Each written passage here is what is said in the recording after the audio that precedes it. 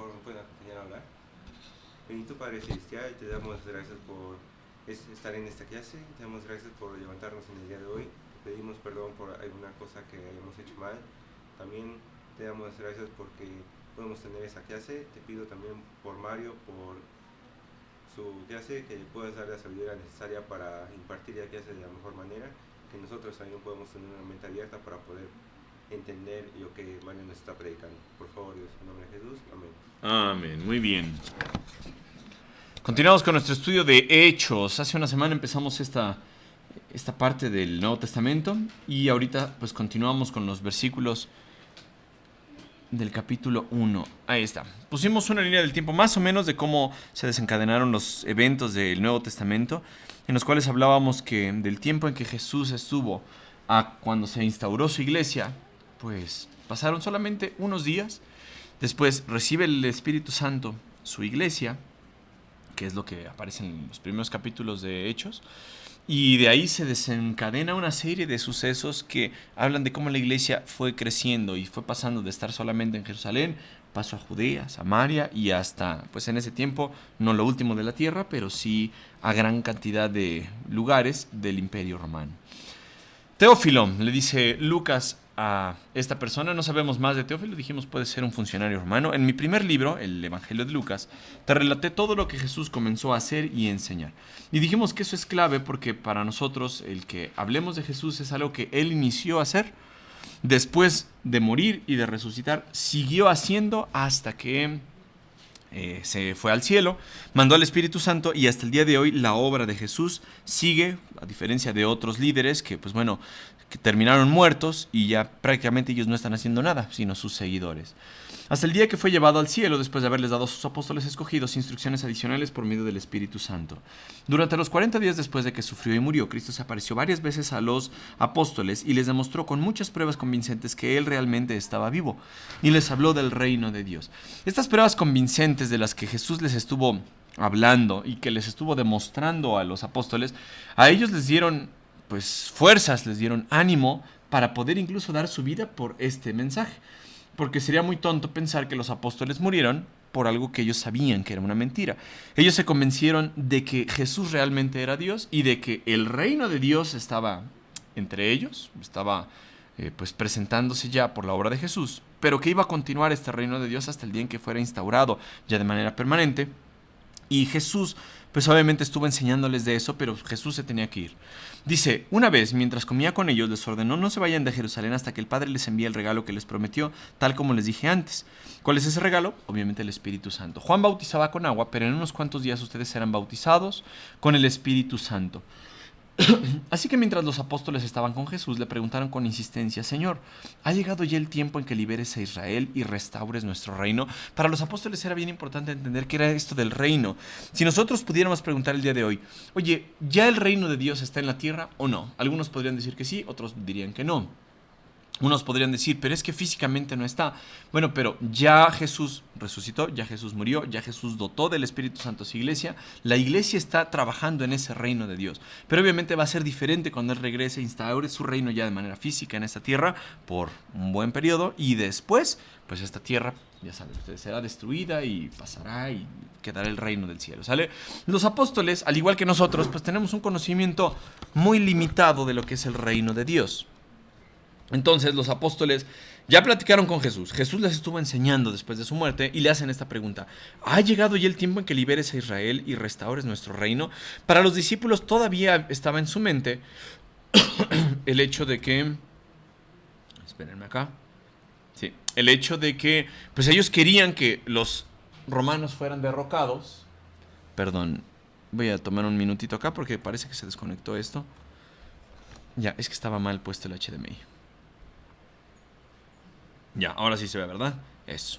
Entonces, los apóstoles no entendían cómo era que Jesús hablaba de que empezaba su reino, empezaba su obra y que instauraría el reino después, pero ellos decían, ¿y cuándo, Señor? ¿Ahorita vas a hacer que Israel nuevamente pues tenga su tierra, sea liberado de los romanos o no? Ellos no entendían. Y repito, si a nosotros nos preguntaran el día de hoy, oye, ¿ya está el reino de Dios instaurado en esta tierra? Unos cristianos dirían una cosa, otros cristianos dirían otra cosa. La verdad es que no habría unanimidad sobre esta respuesta. Entonces los discípulos, de manera honesta, Señor, ¿ha llegado el tiempo de que liberes a Israel y restaures nuestro reino? Le preguntaron a él. Y pues Jesús les dijo así de manera muy democrática. Él les contestó: solo el Padre tiene la autoridad para fijar esas fechas y tiempos. Y a ustedes no les corresponde saberlo. De manera respetuosa, un maestro del seminario decía, Jesús les dijo: ¿qué te importa? No te metas, no es tu reino el que se va a instaurar, entonces no te estés metiendo en asuntos que no te corresponde saber. No metas tu narizota, y podemos meter un montón de cosas, ¿no? Ahí. Pero Jesús les habla, yo creo que amablemente, sin pecado, obviamente. Les dice: a ustedes no les corresponde saberlo. ¿Por qué? Porque el Padre solamente tiene la autoridad para fijar esas fechas y tiempos. Entonces los discípulos se quedan así como: oye, Señor, entonces la respuesta sobre el reino a ustedes no les importa, ¿sabes?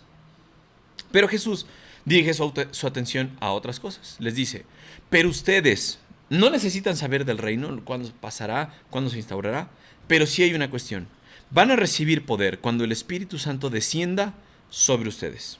Es decir, tienen que quedarse en Jerusalén a esperar lo que yo les prometí, que es la venida del Espíritu Santo, y descenderá sobre ustedes, a diferencia del Antiguo Testamento, que pues el Espíritu Santo no moraba permanentemente en alguien. Ya Jesús les había dicho ahí en Juan 14 que el Espíritu Santo iba a estar dentro de ellos, y tenían que esperar ese Espíritu Santo a que viniera sobre los apóstoles. Y como resultado, los apóstoles serán testigos y le hablarán a la gente acerca de mí en todas partes. Ahí les dice: primero en Jerusalén, porque es donde están ustedes, por toda Judea, después Samaria y hasta los lugares más lejanos de la tierra. Y le puse un poquito de resalte aquí a la diapositiva, porque este versículo es clave. Es de los versículos más famosos del libro de Hechos.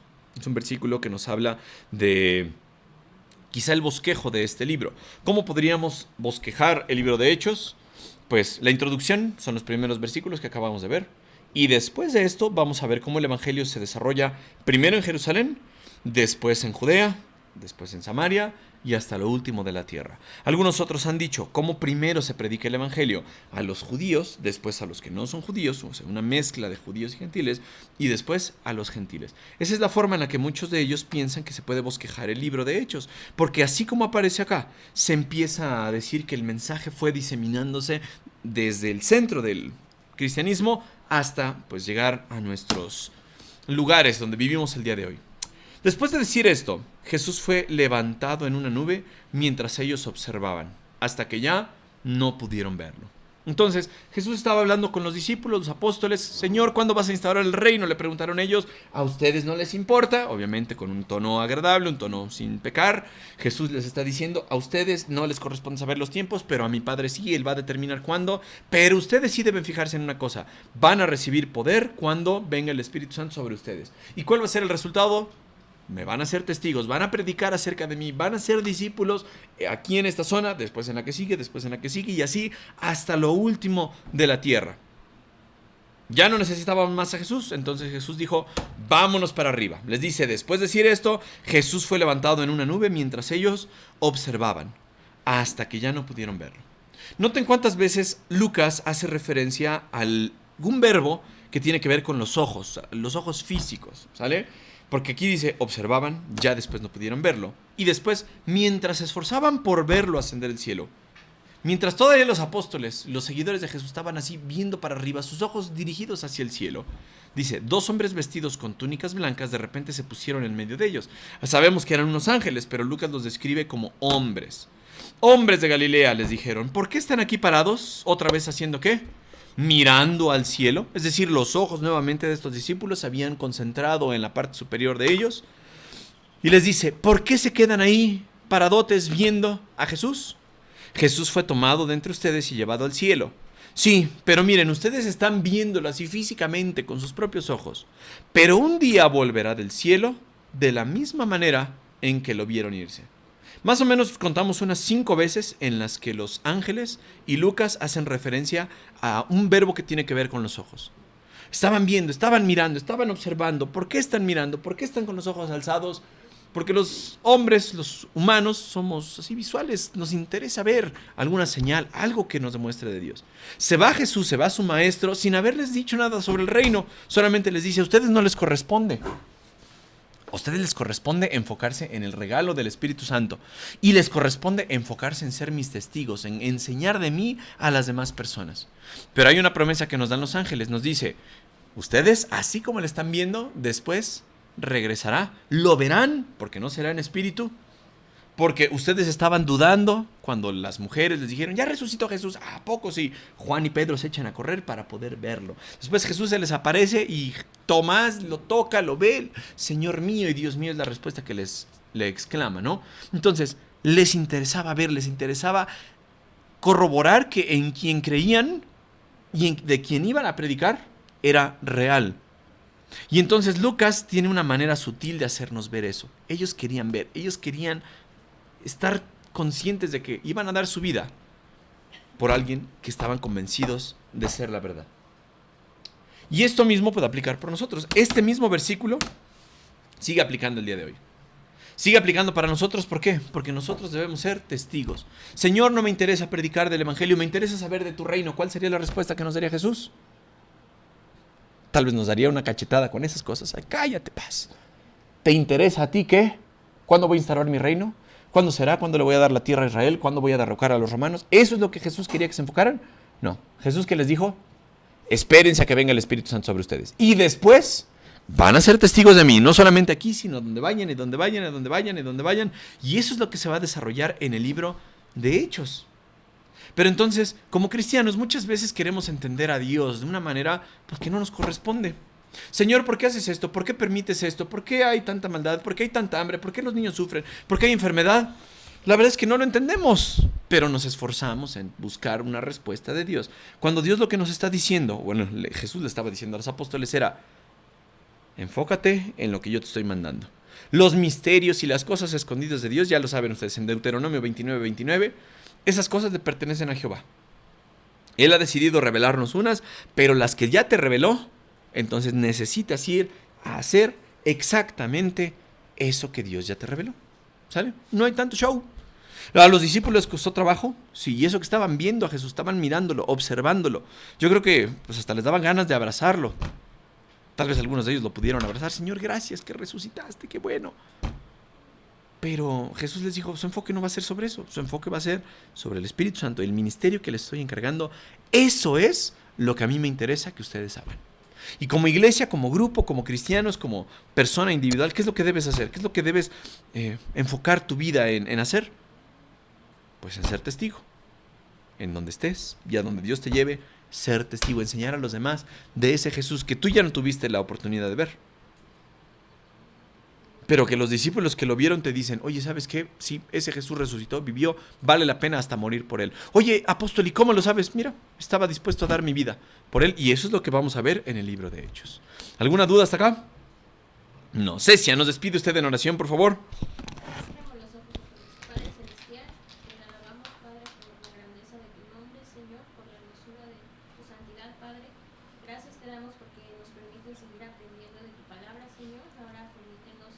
Seguir meditando en ella y durante la semana, no solamente en la semana, seguir aprendiendo y aplicar, Señor, lo que tú quieres para nuestras vidas, que podamos responder a aquellas demandas que necesitas tú de nosotros en carácter, en virtud, Padre, en obediencia y en fe, Señor. Gracias por la vida del hermano que nos permites poder verlo trabajar para tu obra y ayúdanos durante la semana para poder ser ejemplo tuyo, Señor, y en nuestras cargas que seas tú quien vaya delante de cada uno de nosotros, Padre. Permítenos regresar con bien a casa, Padre, en el nombre de nuestro Señor Jesucristo. Amén. Amén.